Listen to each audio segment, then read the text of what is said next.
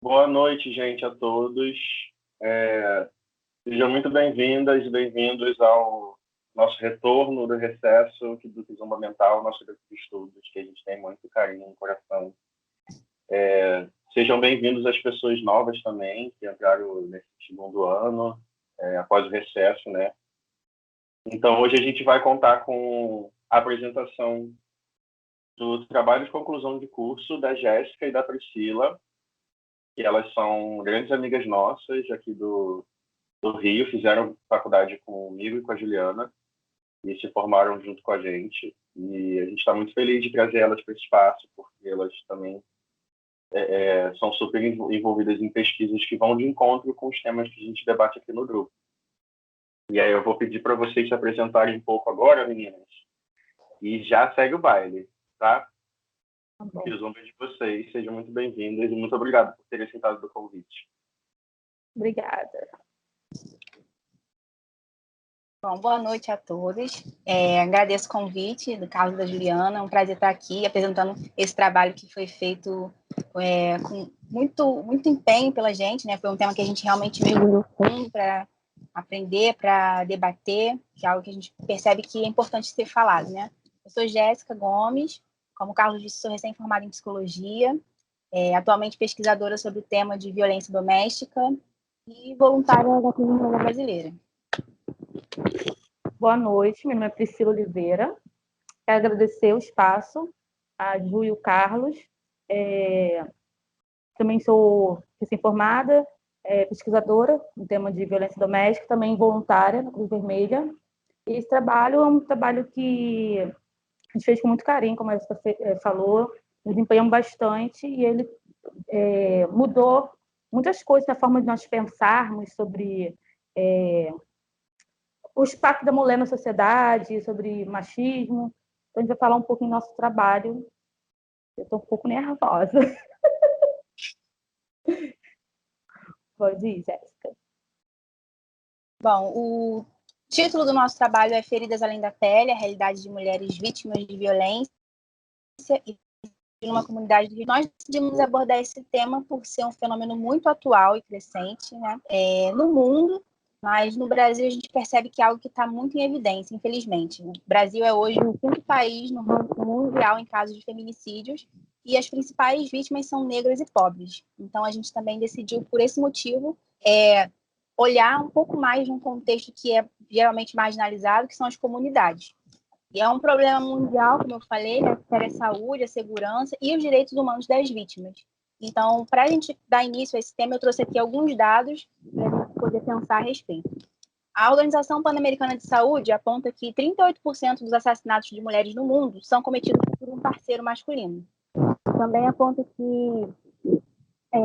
os principais fatores relacionados são o aumento, associados ao aumento da violência. São a baixa escolaridade, o maltrato infantil, a exposição à violência na família, uso de substâncias e desigualdade de gênero. Também esses fatores fazem parte da realidade das populações mais pobres aqui do país, que também consiste na maioria dos moradores da comunidade.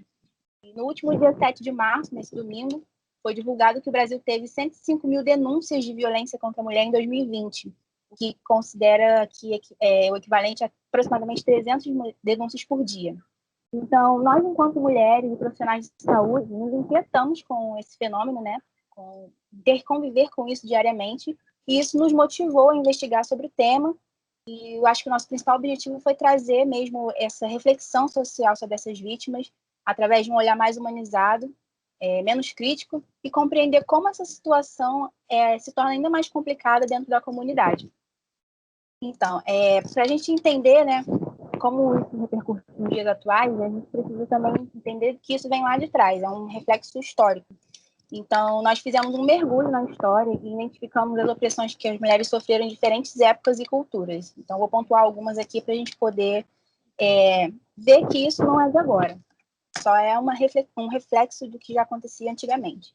Bom, então, no trabalho nós pontuamos, né, na Grécia, onde as mulheres eram subordinadas às decisões dos pais e maridos, porque, segundo a crença, o homem estaria num plano superior. E elas eram responsáveis pela reprodução, então esperava-se que elas gerassem filhos homens fortes e saudáveis. e estivessem sempre prontas para desempenhar os papéis como esposa. Aquelas que não estavam dentro desse perfil eram consideradas prostitutas.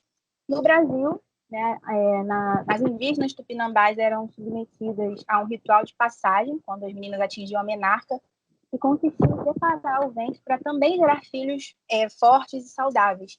E esse ritual era extremamente temido, né, invasivo também, porque consistia em cortes de cabelo, lesões na pele e ocasionava um grande sangramento. E desde esse período, o adultério já garantia ao homem o poder de punir a mulher, né, podendo expulsá-la ou até mesmo matá-la. E se ela tivesse engravidado durante essa traição, a criança era enterrada viva. Já no período da colonização portuguesa, né, muitos aspectos sociais, políticos, jurídicos, econômicos foram incorporados também na nossa sociedade, na nossa cultura, e uma delas é a questão da honorabilidade, né, a honra do homem. Então, a mulher era uma propriedade do pai, e quando ela casava, ela se tornava uma propriedade do marido. E nos dois casos, ela tinha que garantir a honra desses homens a qual ela pertencia. O adultério era passível de punição somente para as mulheres, né? O homem teria o direito de punir essa mulher com o argumento de lavar sua honra. E em pleno 2021, nós estamos vendo que a tese de legítima defesa de honra ainda está sendo julgada pelo Supremo Tribunal Federal para ser banida. Então, é algo que assim, é bem, bem antigo, mas infelizmente ainda está bem atual. E dentro disso, nós temos que entender também que a violência contra as mulheres negras sempre foi mais intensificada. O início dessa violência vem do período escravocrata, né, pois elas eram desumanizadas, eram objetos dos seus proprietários, eram traficadas, estupradas, espancadas, então é algo que vem intenso há muito tempo. E se ser mulher já é um fator de discriminação, né, ser uma mulher negra atribui uma vulnerabilidade ainda maior. E isso também repercute até os dias atuais. Um outro dado também que a gente colocou no trabalho, né, que eu também coloquei no slide, que eu acho que é importante a gente ter essa noção, é que um levantamento realizado pelo Instituto Igarapé em 2019 constatou o aumento de 317% nos casos de feminicídio no Rio de Janeiro, entre 2016 e 2018, sendo 64% das vítimas negras, o que mostra também essa ineficiência do Estado, né, das políticas públicas na proteção dessas mulheres. Então, as mulheres negras são vítimas, além dessa violência de gênero, né, sofrem múltiplas violências, como o acesso à educação, o preconceito contra a sua cultura, contra a religiosidade, a negligência do Estado, como eu falei, né, além também de estarem sujeitas a se tornarem vítimas do crime organizado, né? Assim, refém desse crime organizado, não por entrar, mas sim por não ter alternativas. Então, é algo que a gente precisa ter um olhar diferenciado para essa questão. Pode avançar. Eu vou falar sobre os diferentes tipos de manifestações de violência. A mídia, ela acaba sendo uma reforçadora dos comportamentos machistas, através de novelas, reality shows, músicas. E um exemplo, né, porque todo mundo gosta muito de novela, então um exemplo bem assim foi da novela O Profeta, que a Globo exibiu em 2006, onde tinha a personagem Sônia e o Clóvis, seu marido, e ela era bastante, a relação deles era bastante violenta, ele maltratava, batia, era agressivo. E já em 2019 teve a novela A Dona do Pedaço, onde tinha diversos personagens masculinos com comportamentos machistas, e muitos desses personagens com comportamentos machistas, violentos, eles são vistos como mocinhos. Muitas pessoas, a mídia acaba, né, as pessoas acabam aplaudindo de uma certa forma esses personagens, comportamentos, porque são tidos como uma prova de amor, um carinho, ele se trata assim porque ele ama. Então, a gente pode perceber que também as músicas são bastante... acaba sendo aplaudidas, né, pelo público, esses personagens, de alguma certa forma, e as músicas também elas acabam sendo reforçadoras, que é tão comum a gente cantar, né, quem nunca cantou uma música que tivesse um teor machista e acaba passando despercebido. E uma dessa música, até no slide, é a música Ciumento Eu, de Henrique e Diego, que deixa bem explícito de como a violência contra a mulher e o abuso estão através da música, a gente percebe de como que a violência contra a mulher, o machismo, ele acaba sendo naturalizado na sociedade, que as pessoas cantam, veem a novela e acabam achando esses comportamentos meio que não tão graves. Como a pesquisa foi feita em uma comunidade, né? Então é importante também citar o baile funk, né? Os funks, mas quero deixar claro aqui que nós não estamos querendo marginalizar, né, o funk, longe disso, mas por ser um baile, ser algo comum em comunidade, ser um divertimento, né, para as pessoas periféricas, então os funks também acabam trazendo teor, incentivando o machismo, os comportamentos agressivos, e as pessoas acabam, como moram em comunidades, convivem aquilo com muita facilidade, com muita naturalidade, acaba passando um pouco despercebido esses tipos de música. Tanto que tem muitos funks que acabam, de alguma forma, bem explícito, reforçando a violência, o domínio sobre a mulher, trata a mulher como um objeto. Então, também tem essa questão do funk, né, das músicas em geral, funk, novelas, e também os veículos informativos de telejornais e jornais. Hoje em dia é muito comum a gente ver noticiários de crimes contra a mulher, feminicídio, falando que foi um crime passional, que o agressor matou a mulher, agrediu por causa de ciúme, por fim de relacionamento, por traição. E quando, de alguma forma, esses noticiários vêm justificando os atos, acaba tirando o agressor como um culpado e colocando até em um papel de vítima. Quando um caso assim, muito explícito, né, ficou conhecido na mídia, foi o caso da jovem Eloá, que ela foi assassinada em 2008 pelo seu ex-namorado, e na época, eu lembro bem que jornais, principalmente a Sônia Abrão, né, que ela fazia de uma forma bem sensacionalista daquela situação, narrando todo o acontecimento, o sequestro, que durou horas, e ela sempre, o pessoal do programa dela, de outros telejornais, sempre enfatizavam os pontos positivos dele. Ele era um menino bom, mas está fazendo isso. Ele está apaixonado, quer se reconciliar, não aceita o término. Então, isso acabou virando em vez de ele sair como um criminoso, as pessoas acabavam enfatizando, e mesmo a lei da Maria da Penha, estando em vigor na época, né, 2 anos já que estava em vigor, o noticiário não foi de forma, não noticiou de forma como se fosse uma violência contra a mulher, mas como um crime passional, onde o homem não aceitava o término de um relacionamento. E sempre era enfatizado isso. Do relacionamento abusivo ao feminicídio, quais os diferentes tipos de violência. Então, né, o machismo está tão enraizado na sociedade que muitas das vezes, as mulheres, né, nós mulheres, temos dificuldade de conseguir enxergar que estamos em um relacionamento disfuncional, que estamos em um relacionamento abusivo, por ser algo tão velado no início, né, não é algo tão exposto, né, porque o relacionamento abusivo, né, as violências vêm de forma sutil, né, uma violência psicológica, então a gente não consegue muitas vezes perceber. E por estarmos tão presas a esses comportamentos machistas, a gente acaba entendendo que tais comportamentos podem ser até um ato de amor, de cuidado, de ciúme. A Lei da Maria da Penha foi criada em 2006, através de um relato de agressões e tentativa de feminicídio da Maria da Penha, onde foi, graças à Lei Maria da Penha, que foi possível definir todos os tipos de violência contra a mulher.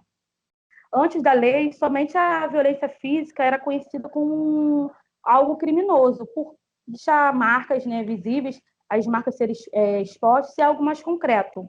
A psicológica, mesmo causando grandes danos na vida da vítima, ela não era algo mais velado, então não tinha tanta importância, era meio que menosprezada a violência psicológica. E além dela, né, da física e da psicológica, tem também a violência sexual, que ainda hoje muitas mulheres ainda pensam que por ter um relacionamento, né, com seu companheiro, ela é obrigada a manter relação sexual.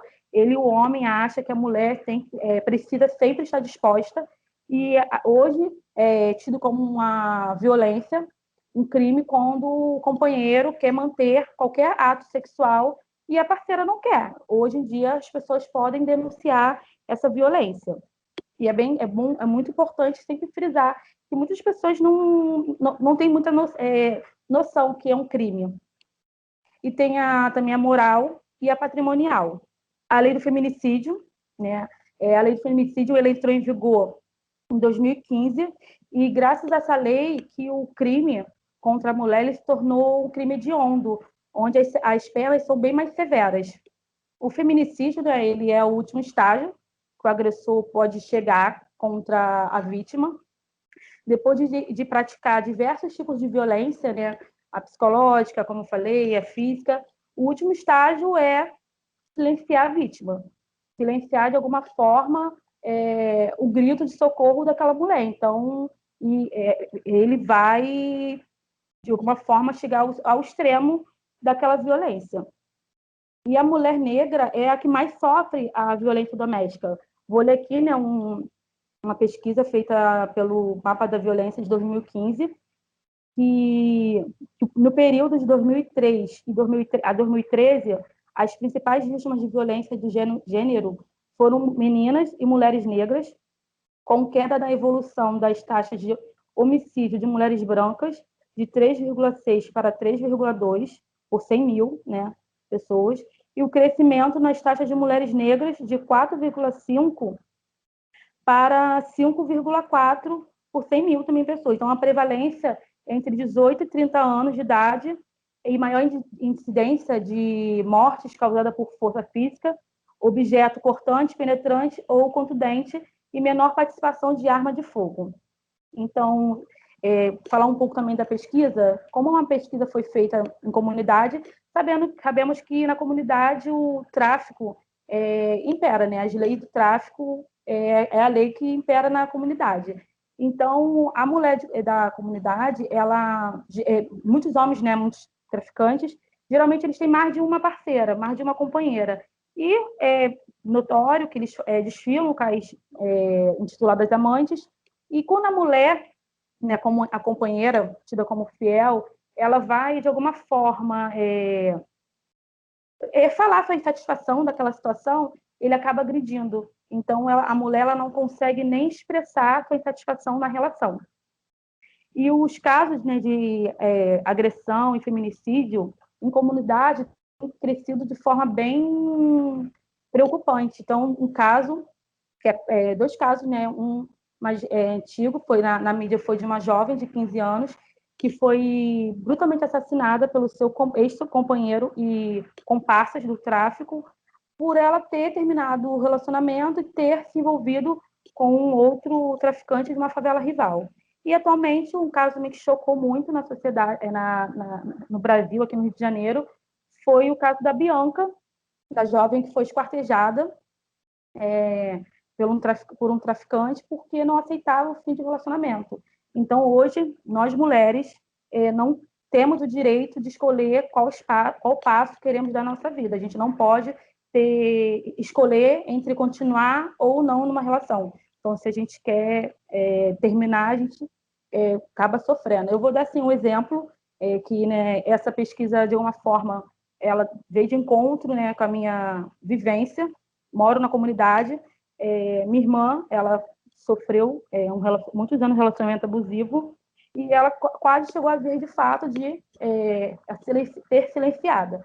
E o meu ex-cunhado, por ter uma vivência, né, ele não é envolvido, porém tem amigos, né, envolvidos com o tráfico, então para ele era bem mais fácil a agressão. Por morar em comunidade, a gente acaba tendo medo de denunciar. E depois de diversos tipos de violências física, moral, todos os tipos, ele tentou chegar a vir, de fato, por duas vezes. A primeira, ele deu madeirada nela enquanto ela dormia, E na segunda vez, tem uns 2 anos, ele, ao encontrá-la, né, depois no carnaval, ele pegou um fuzil de um parceiro e começou a bater nela com o fuzil. Ele então matou ela, que eu creio assim, que, né, não chegou, não foi o momento, porque ali tinha tudo preparado, né, as circunstâncias para chegar às vias de fatos, e todo mundo, tinha muitas mulheres, muitas pessoas ao redor, e ninguém se meteu, né, por morar em comunidade, não vou me meter, briga de marido e mulher, ninguém se mete a colher. Então foi algo assim, algo que eu vivenciei, assim, presenciei, vamos dizer assim.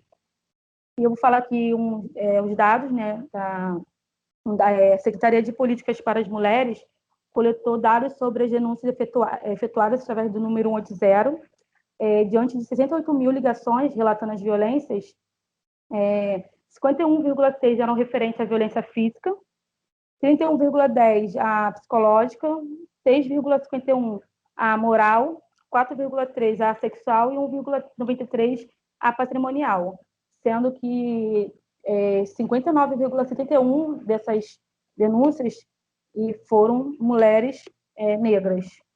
A mulher, né, a mulher periférica, ela está exposta a diversos tipos de violência doméstica, a diversos riscos, e a pessoa que deveria, de alguma certa forma, né, que promete amar, cuidar, está fazendo totalmente o contrário, e o local onde ela deveria se sentir acolhida, né, que é o seu lar, é onde ela mais sofre, onde é um local de sofrimento.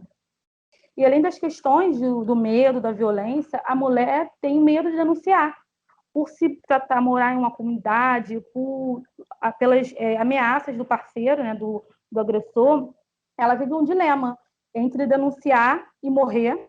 Bom, então eu vou falar agora um pouco do impacto dessa violência na saúde mental das vítimas e como a atuação da psicologia pode ajudar. Então, a mulher em situação de violência, né, geralmente ela se sente desprotegida pela justiça, também tem esse medo de denunciar, como a Priscila colocou, o medo de gerar raiva no parceiro e sofrer ainda mais, ou até mesmo de ser assassinada por ele ou pelo poder paralelo, né, que como a Priscila pontuou, que existe nas comunidades. Então, esses são alguns dos motivos que impedem a mulher de ir até uma delegacia, de pedir ajuda, de sair desse relacionamento. E outros fatores também que a gente identificou na pesquisa foi a dependência financeira, né, falta de recursos de manter seu próprio sustento, dos filhos também, o desamparo e a preocupação com os filhos. E um outro fator, né, a gente escuta muito, um julgamento da sociedade quando a mulher permanece por muito tempo num relacionamento marcado pela violência, né? São inúmeros julgamentos, né? Sempre a culpa recai para a mulher, ela fica porque gosta, ela gosta de apanhar, então...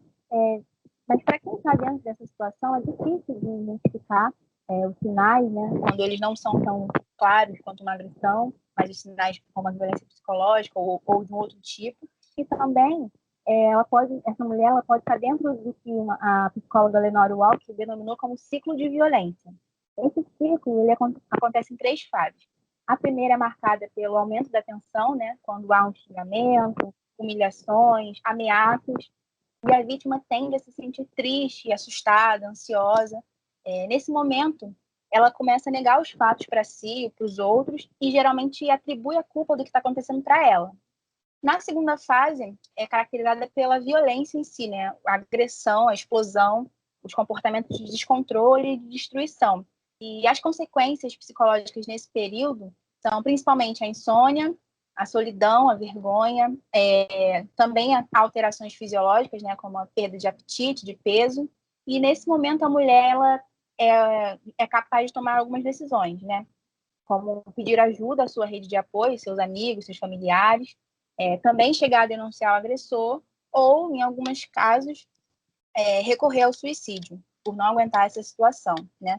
E na terceira fase, a autora denominou como lua de mel, que é quando o agressor se mostra arrependido, quer o perdão da vítima, né, tenta essa reconciliação, passa a se comportar de forma mais amorosa, com promessas de que vai mudar, de que não vai ter esses atos novamente. E aí a mulher, confusa desses sentimentos, né, porque há essa envolvência emocional, esse amor, né, por esse homem com quem ela está ali junto, mais a pressão da sociedade, né, a preocupação com os filhos, como a gente também colocou. Então a mulher tende a dar uma nova chance a esse relacionamento e fica presa nesse ciclo. E a permanência nessas relações abusivas, ela provoca efeitos imediatos ou a longo prazo. E comprometem profundamente a autoestima, a autoconfiança, geram sentimentos de inferioridade, de impotência e também provocam alterações fisiológicas, né, como alguns sintomas mais frequentes. A insônia, a fadiga, dores de cabeça, tremores pelo corpo, alterações no funcionamento digestivo e queixas somáticas. E, além disso, elas também podem desenvolver transtornos mentais mais graves, né, sendo que, em casos de vítimas de violência doméstica, os mais prevalentes são a depressão, os transtornos de ansiedade, o transtorno de estresse pós-traumático, abuso de substâncias e, muitas vezes, a ideação suicida.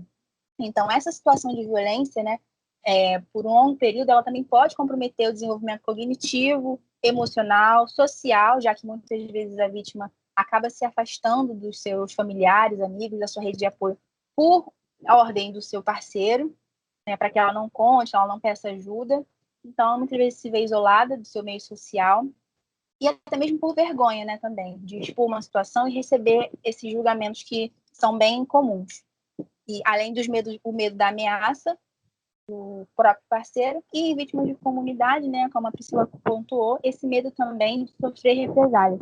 Então, ela fica vulnerável nessa comunidade sem a proteção legal, né, o amparo da justiça, das políticas públicas e sem a sua rede de apoio. E a atuação do psicólogo nesse contexto é acolher, em primeiro lugar, né, oferecer uma escuta ativa, deixar que a mulher lhe conte sobre o sofrimento, põe a sua vivência de dor, que ela consiga também expor suas emoções e estabelecer, acima de tudo, um vínculo seguro, porque essa mulher vítima de violência, ela chega com essa confiança muito abalada. Então, para facilitar que o processo terapêutico aconteça, é preciso que haja essa conexão, haja essa relação terapêutica, essa aliança terapêutica, né, firme, para que a mulher consiga, aos poucos, reconhecendo o seu relacionamento, né, como disfuncional, ela consiga resgatar sua autoestima, sua autonomia, ela consiga se empoderar e possa visualizar novas perspectivas. Geralmente, com a chegada do psicólogo na comunidade, as pessoas tendem a achar que o profissional vai resolver todos os problemas, já que não é só a violência que está presente ali, né? Então, são inúmeros problemas que são encontrados.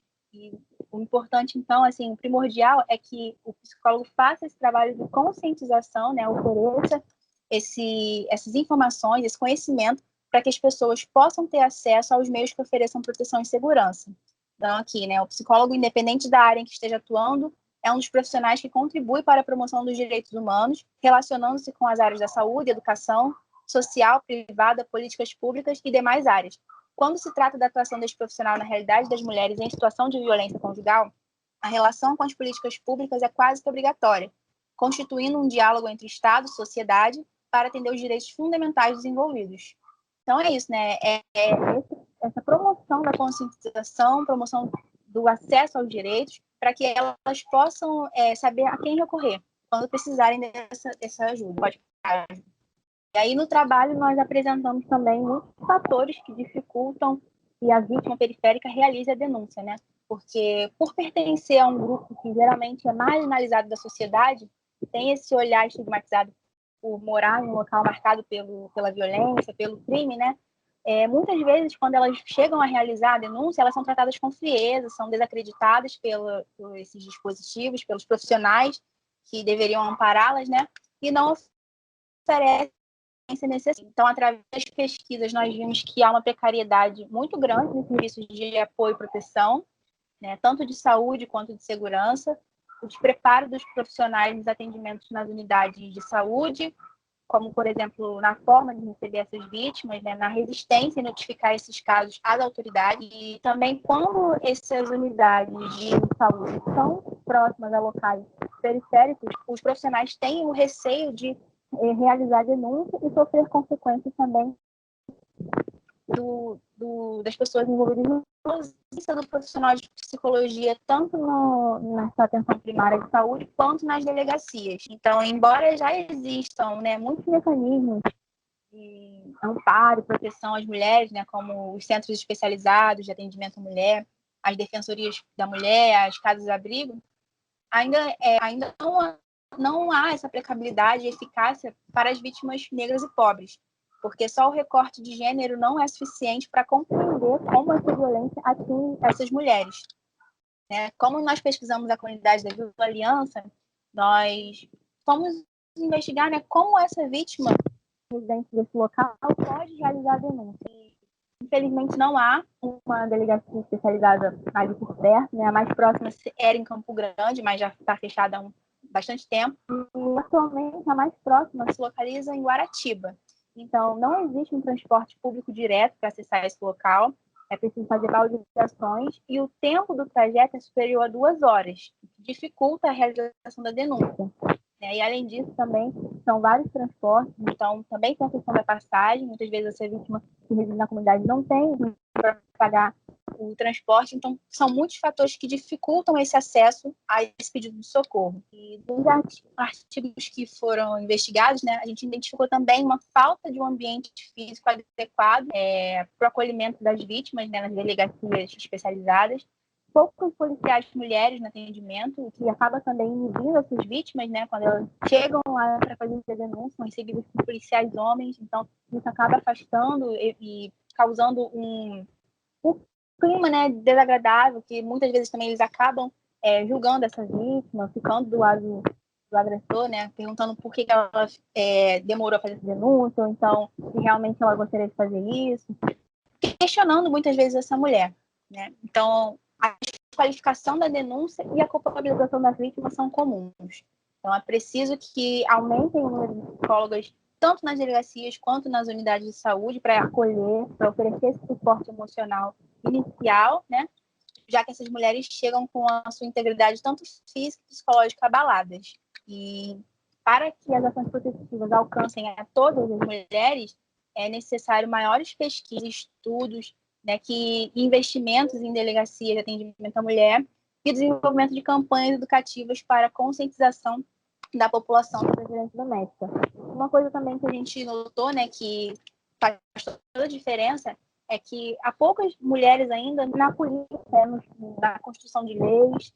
Então, isso também acaba afetando essas vítimas, porque como os homens estão no poder, muitas vezes não conseguem agir em prol dessas mulheres, ou então ignoram algumas questões, e também a ausência de mulheres negras na política. Então, isso também acaba repercutindo nessa vivência das mulheres e, principalmente, impedindo que essas mulheres tenham acesso a essas políticas públicas já existentes.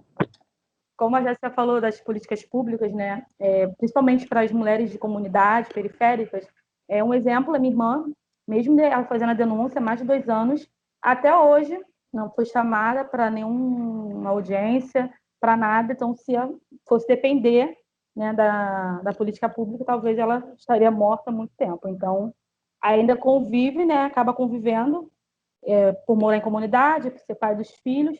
Então, o risco ainda é maior, por ter denunciado e não ter acontecido nada. Então, a mulher fica mais vulnerável ainda mais à violência, tudo.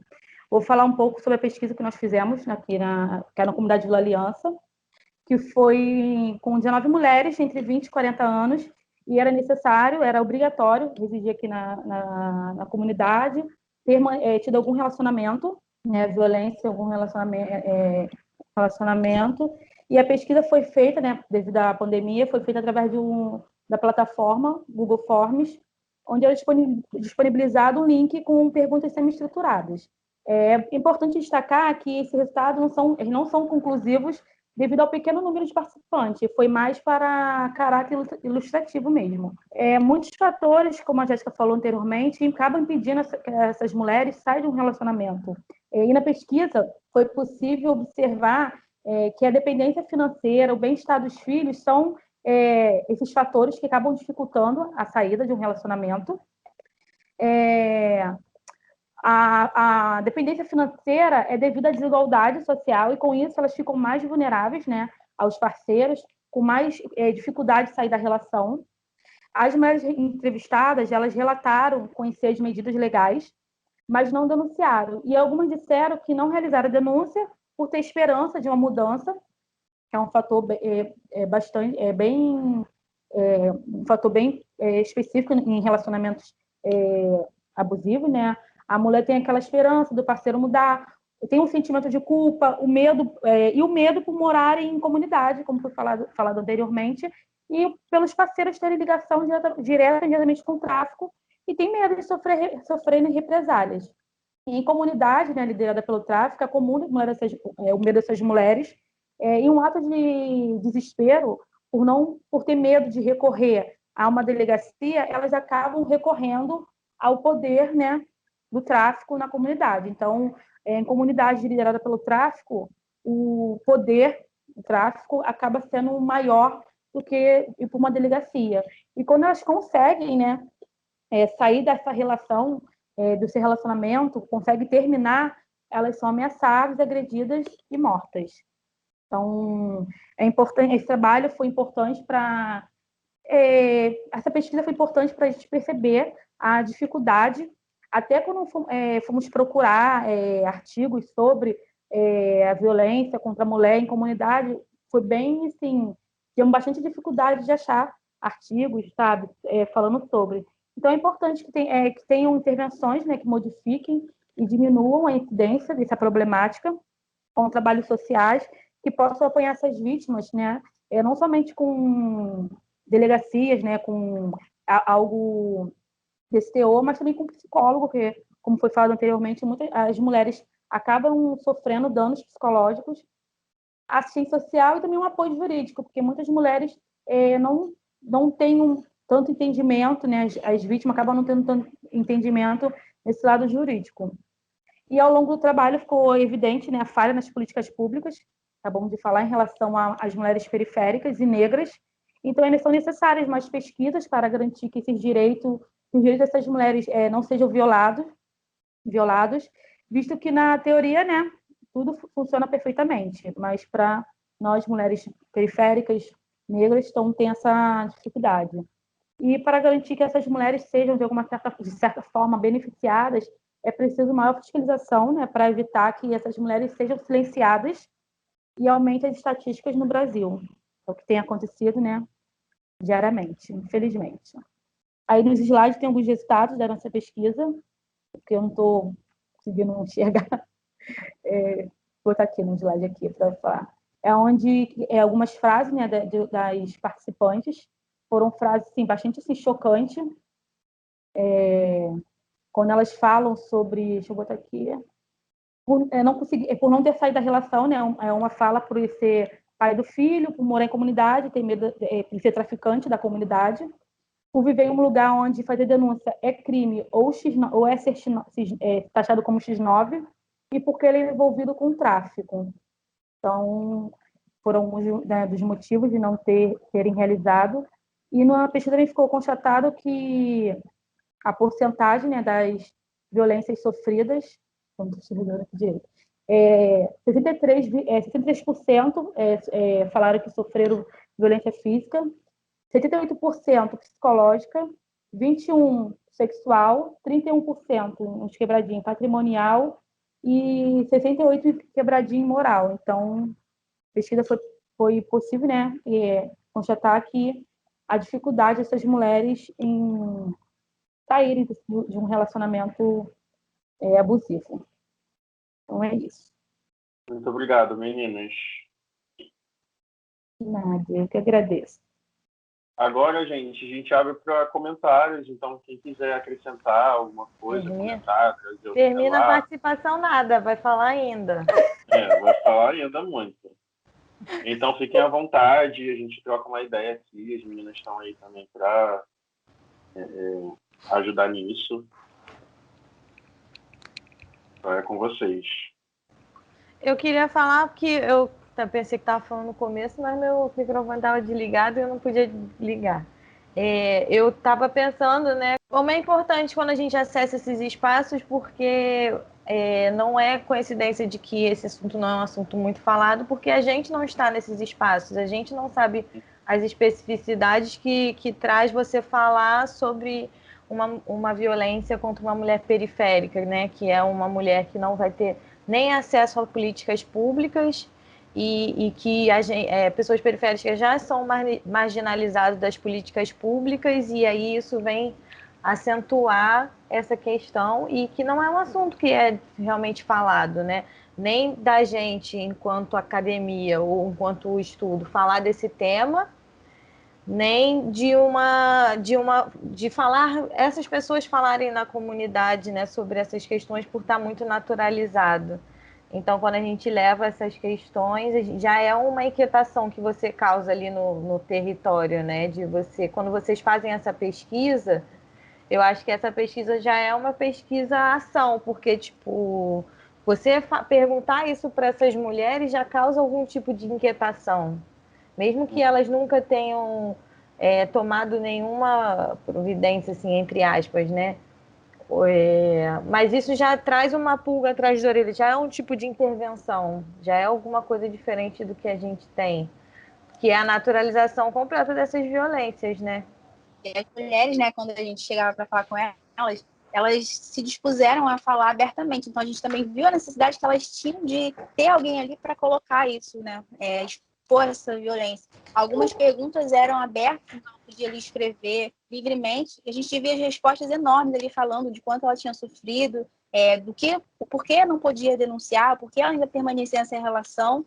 E teve uma resposta interessante, né, que estava até no slide, que era relacionada à pergunta por quando você percebeu a violência. E uma delas falou que foi quando começou a estudar sobre isso. Então, a gente vê o quanto é importante trabalhar essa conscientização, levar a informação a essas pessoas, esses espaços, para que elas não sejam novas vítimas do feminicídio. Sim, e assim, falando sobre, né, muitas mulheres já têm, não conseguem perceber, né, que estão vivenciando um relacionamento abusivo, mas quando elas começam a ter uma certa consciência, eu acho que é uma coisa que também choca, meio que, né, dá aquele estalo e ela não quer acreditar. Então, por ter presenciado por muitos anos, né, um relacionamento abusivo da minha irmã, então, quem está de fora, a gente, né, consegue enxergar com mais clareza. E é dolorido você ver, você falar para a pessoa e a pessoa não ter aquela consciência, aquela noção do que está vivenciando. E para mim, assim, era algo assim que eu estava presenciando, mas eu não tinha tanto entendimento como, né, depois do trabalho eu tenho. E eu percebi, uma vez eu presenciei, né, o meu ex-cunhado querendo ver o contra-cheque da minha irmã.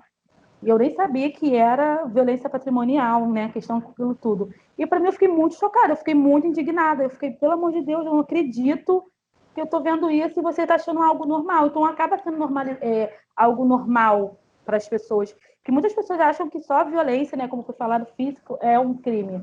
Então a gente acaba vendo que é necessário cada vez mais a gente discutir sobre essa temática, falar, expor, porque as pessoas vão tendo consciência e vão se percebendo nesse local e vão conseguindo, de alguma forma, tentar sair.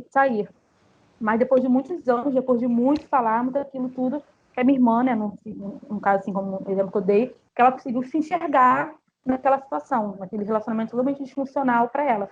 Foi quando eu falei para ela, né, ou você vai morrer ou você denuncia. Ah, mas eu moro em comunidade, então minha mãe tinha aquele medo.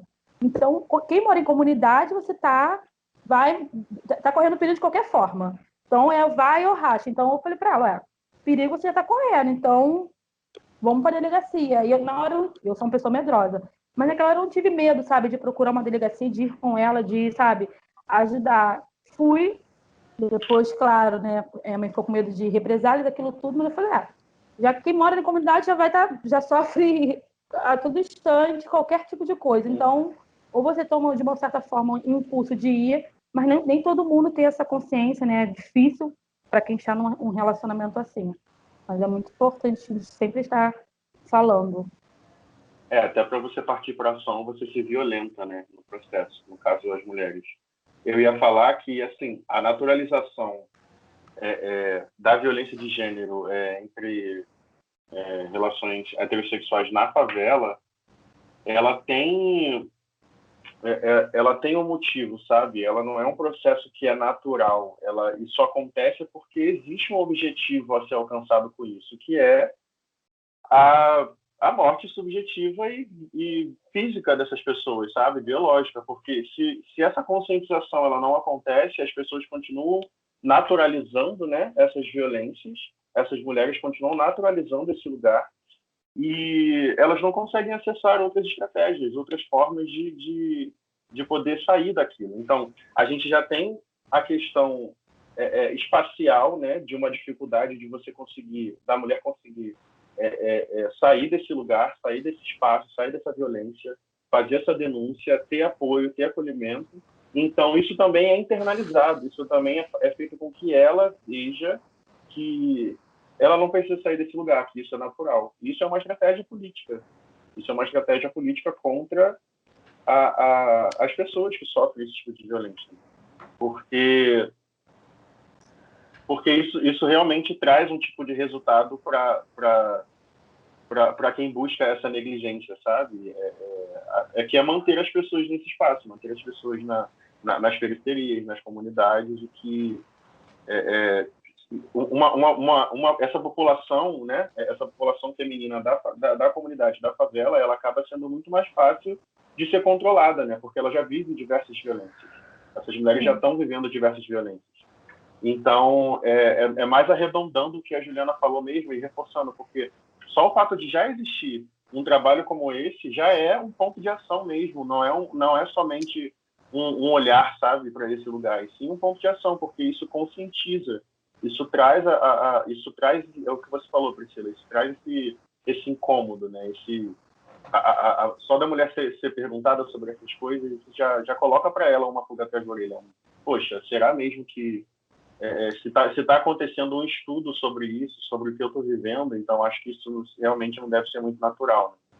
E nessa pesquisa, né, quando a gente foi mandar esse formulário para as mulheres, a gente até também teve esse cuidado de colocar exemplos, né, dos tipos de violência, porque quando se fala assim, muitos não conheceriam. Então a gente colocou exemplos mesmo, né, de como seria caracterizado cada tipo, a violência física, psicológica, moral, patrimonial, para que elas pudessem ali ver e se reconhecer, né? Então a gente também fez esse trabalho de tentar trazer esse conhecimento para elas. E é importante a gente a Maquita, é importante a gente saber pra você abrir a boca. Pois é, menino, parece que tem alguém, parece que tá sabendo e fala assim, é agora que eu vou ligar. Ele tá aqui na live, ele tá aqui assistindo. Postou. Boicotando! Tem alguém aqui, ó, bolsonarista boicotando isso tudo. Enfim, até esqueci. Assim, e porque fica muito uma coisa, quando minha impressão, isso, né? Fica muito uma coisa como a assistência nesses casos foi somente no âmbito jurídico, né? Uhum. E quando a gente, por exemplo, você trazer essa informação não vem sozinha, ela vem despertando algo, né? Algo que é de uma angústia. Então, o campo da saúde mental é muito importante estar dentro dessas discussões, porque muitas vezes é isso, né? Porque essas mulheres não têm esse acesso ao jurídico, né? Isso está dado. Mas isso não é somente o que as mulheres podem acessar como combate a esse tipo de violência. Uma assistência na saúde mental também é extremamente importante. Gente, não está dando. Socorro! Mas Sim, porque quando a mulher ela sai daquele local de Aí, dor... eu parei de falar, acabou. Então o problema é você, Juliana. A mulher, quando ela sai desse local de dor, desse relacionamento disfuncional, ela sai, né, destruída. Né? Tudo que você imaginar. Então ela tá ali com a autoestima bem lá embaixo, tá se sentindo culpada pela relação não ter dado certo. Ela perde sua autonomia, né? Ela acaba perdendo sua autonomia. Então, além, né, de todo um trabalho, né, de denunciar, jurídico, aquilo tudo, ela precisa realmente de um apoio na saúde, sabe, mental, ela precisa de um psicólogo, precisa de ter alguém ali para, de certa forma, acolher ela. Porque muitas vezes essas mulheres, elas estão sozinhas ali, ela não encontra o acolhimento né, nas suas redes ali, um amigo, uma familiar. Então, muitas vezes ela se encontra sozinha, então ela precisa. Porque se vai estar vulnerável e se não tiver esse acolhimento, aí... E essa perpetuação da pessoa se manter num lugar de violência também vem muito do auto-ódio, né? Porque você falou que as mulheres negras e periféricas estão nas maiores estatísticas e, além da questão da maior vulnerabilidade, tem muito da questão do auto-ódio, dela se manter nisso, né, de vir de uma família disfuncional, onde aquilo já é naturalizado e aí ela vai reproduzir porque ela não se vê digna de um relacionamento saudável, né, de estar num lugar onde ela não é violentada. Sim. Priscila, como foi para ela vivenciar esse processo com a sua irmã, no caso de violência dentro da sua própria casa, né, dentro do próprio ambiente? Sim, como eu falei, então não é só a pessoa, né? Não foi só ela que adoeceu. Teve um adoecimento de todos que estavam ao redor, né? Por ela, na época, a gente morava todo mundo junto. Então, minhas primeiras crises de ansiedade foram as brigas, né? Antes de acontecer as agressões mais graves, né?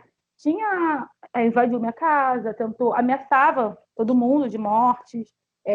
Então, quando eu ouvia a voz dele, né? Eu tinha aquela minha crise de ansiedade ia no máximo. Tanto que uma vez fui parar no hospital, até o médico achou que eu tivesse tendo um princípio de infarto, não sei, devido a minha pressão foi a 18, então eu acabei adoecendo, né? Nessa época, e sofri também ameaças. E por eu ser aquela pessoa, por ter mais conhecimento da situação, da violência contra a mulher, então eu me colocava muito de frente, muito como um escudo da minha irmã. Então, assim, eu sou uma pessoa que sou um pouco medrosa, mas nessa situação eu ia para o embate, eu ia para frente, então eu botava a cara por ela. Então, por causa dessa situação, eu fui ameaçada de morte diversas vezes, cheguei a fazer uma denúncia, fui na delegacia, na DEAN, onde nós mencionamos, né, em Campo Grande, Sepitiba, foi Sepitiba, né, não lembro coisa. Guaratiba. Então, fui de ônibus, Guaratiba. Então, foi assim, foi no meio da pandemia, onde então eu tive aquele medo de sair para denunciar e o medo de pegar o Covid. Mas eu falei, não, já estou na situação, então eu vou denunciar. E chegou lá, eu não tive, como foi relatado o trabalho, não tive o atendimento. Então você acaba ficando assim, pô, será que valeu a pena denunciar? Então, o momento de violência foram anos, né? 5 anos que até hoje. Então, vira e mexe, ainda tem situações de ameaças à família, de ele vir na minha porta armado. Não sei como, né, consegue arma. Por morar em comunidade foi mais fácil. Foi um medo constante que acaba paralisando muitas vezes, né, adoecendo. Minha mãe teve, né, depressão já. A minha irmã é uma pessoa que precisa de acompanhamento psicológico, mas ela não aceita, ela não assume que precisa. Então, teve toda essa coisa. E acabou acarretando também nas minhas sobrinhas, que são crianças, né, de 7, 9, que presenciaram todos os tipos de violências, imaginar, de tudo. Então, ela, por algum tempo, a mais velha fez acompanhamento psicológico, mas é algo que ainda é algo que ainda precisa ser, de uma certa forma, ainda tratado, que é bem difícil, é bem complicado. Porque enquanto ele estiver na mesma comunidade, então estamos correndo, né, aquele certo risco. A Carol colocou no chat e queria propor uma discussão sobre como espectadora de situação assim, o que podemos fazer quando a vítima não quer fazer nada. Eu vivenciei essa situação com uma amiga e fiquei numa posição de acolhimento mesmo. Mas tive medo por muito tempo de que ela fosse mais uma das mulheres que não conseguem sair dessa relação e acabam morrendo. Ainda tem essa questão, né, de que a pessoa pode adquirir esse conhecimento, né, se apropriar desse lugar de perceber que vive uma violência mesmo, e mesmo assim ela pode escolher, né, não querer fazer nada. Lógico que também é justamente por esses atravessamentos da ameaça, do medo e da própria violência, né? Então... E até falar que achar, para que eu vou fazer denúncia, né? Foram falas da minha irmã. Se ninguém faz nada, que não vai ter justiça. Então, é legítimo, né? É super legítimo isso. Você acaba reforçando. Uhum. Exatamente. Então, acho que o que a Carol quis dizer, né, de ficar nesse lugar mesmo de acolhimento, de que a pessoa saiba que você está ali, né, naquele momento, e mesmo não concordando com o que a pessoa está vivendo, eu acho que só de você se manter naquele lugar traz uma perspectiva de cuidado, né, de afeto.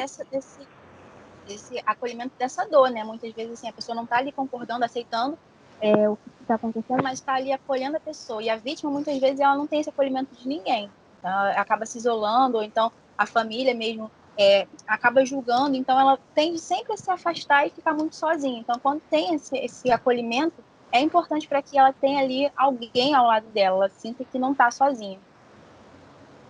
E essa rede de apoio sempre ajuda, né, nessa efetivação da denúncia.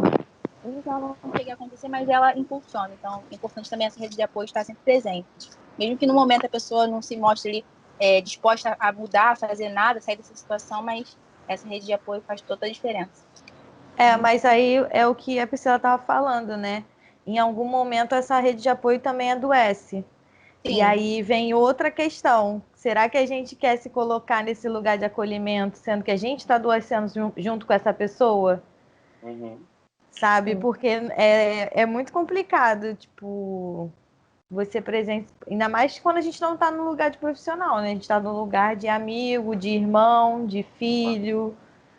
E aí a gente presencia aquilo e aquilo nos adoece. E aí a gente está adoecido, e aí quando a pessoa está adoecida, também não consegue mais ser rede de apoio. Porque para a gente ajudar. De uma rede de apoio também, né? Exatamente. Porque para a gente ajudar alguém, a gente precisa estar bem, né? De certa forma. Então, é mais uma desmobilização que essa violência traz para continuar se mantendo. Porque a gente, sendo adoecido como rede de apoio, se ausentando desse lugar, se ausenta por escolha, que é legítima também, né? Porque se você está adoecido, você tem o direito de se ausentar desse lugar. Mas aí gera mais esse ciclo vicioso de que a pessoa vai ficando mais sozinha e a violência vai se aumentando. É assim, uma situação muito complicada. Ninguém sai ileso, né? Não. Ninguém sai ileso, nem a vítima, nem as pessoas que, de certa forma, também sofrem com a violência. Então, acaba todo mundo saindo ferido, machucado da situação. Uhum. Então, não tem como uma pessoa ajudar a outra, está todo mundo, né, mal. Então, acaba faltando até esse acolhimento em algum momento. Vai faltar. Exatamente. Meninas, eu queria muito agradecer vocês mais uma vez. A Carol está digitando ainda. Tá. Debate. Não, tudo bem, já estou vendo aqui também. Mas eu estou adiantando porque foi ótimo voltar para o Kizumba assim, com esse trabalho de vocês, que foi. Morri, mas faço bem, né? Sabe? Que é muito importante, Morre, mas vai treinando, amiga. Depois que. Lembrando que esse seu vídeo vai pro YouTube, tá? Então, esse nervosismo aí não vai ter mais um lugar pra isso, não.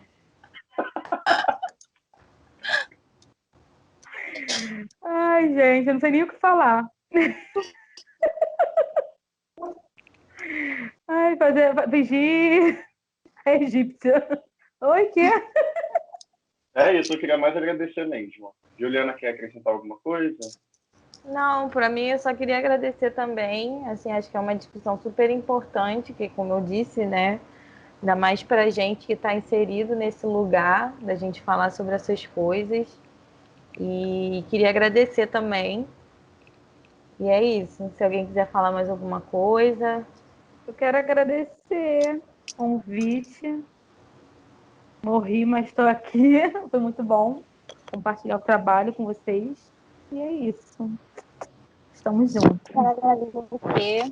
Muito bom estar aqui com vocês, compartilhando o trabalho. Então, espero que a gente possa continuar nessa discussão aí, porque é um tema que merece essa atenção. Feliz por estar aqui com vocês. Também. Achei chique, Juliana fumando no meio. Gente, eu faço terapia agora, às vezes, fumando, bebendo. É coisa que só o online traz. Ai, amo, gente. A gente tem que pegar o online e se aproveitar dele, né? Sim. Não é distanciamento social? Então eu faço o que eu quiser na minha distância. Ai, gente, vocês são maravilhosos. Gente, beijo, beijo, beijo. Muito obrigado. Beijo. Tchau. Tchau, beijos. Tchau, Fiquem bem. gente. Beijo para todos. Tchau. Deixa eu Tchau. parar. Deixa eu falar aqui.